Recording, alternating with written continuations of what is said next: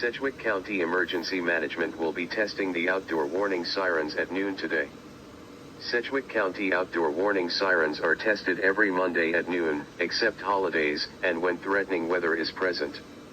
Today we will be testing the alert mode, for 1 minute. The alert mode is a steady tone used for tornado warning. The attack mode is a classic rise and fall sound used for air attack warning in times of war. Outdoor warning sirens are designed to be an early warning device primarily for persons who are outside away from the television and/or radio. Remember, when the outdoor warning sirens sound, take cover, tune into local media, take action.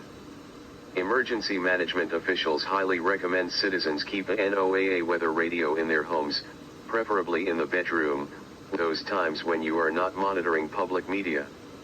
This broadcast originates from Sedgwick County Emergency Management located at 714 North Main, Wichita, Kansas.